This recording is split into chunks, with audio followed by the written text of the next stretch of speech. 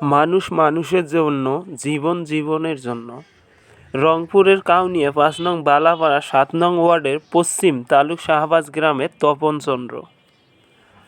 তপন চন্দ্র বর্মন একটি ছেলে একটি মেয়েকে নিয়ে সুখে সংসার কাটছিল। জীবিকা নির্বাহের তাগিদে ঢাকা চলে আসেন। ঢাকায় এসে তপন চন্দ্র তার স্ত্রী গার্মেন্টস ফ্যাক্টরিতে চাকরি নেন।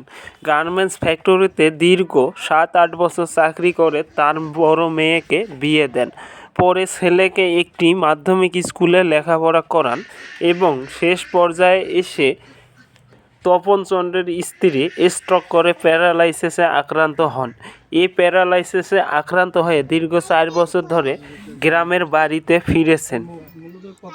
তার সয় সম্বল শেষ করে চিকিৎসা দিচ্ছেন, কিন্তু তারপরে তার স্ত্রীকে আগের জায়গায় ফেরাতে পারছেন না। তার সংসার জীবন হয়ে পড়েছে বেহাল অবস্থা। তাই বাংলাদেশের জনসাধারণের কাছে সাহায্যের হাত বাড়িয়ে দিয়েছে।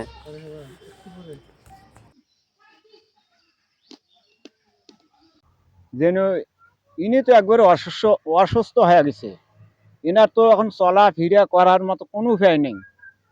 তা এনার স্বামী এনার খেদমত করতেছে, যা হোক হাতে যে ২-৪ পয়সা ছিল তাও ওই স্ত্রীর পেছনেই শেষ করছে। তা আমি দেশবাসীর কাছে চাই এইটাই যে উনি যাতে একটু চলতে পারে বা রুগীটা একটু চিকিৎসা করতে পারে। এই জন্য আমি বলতেছি দেশবাসীর জন্য সবাই একটু সহযোগিতা কামনা করে। এইটাই আমার চাওয়া পাওয়া।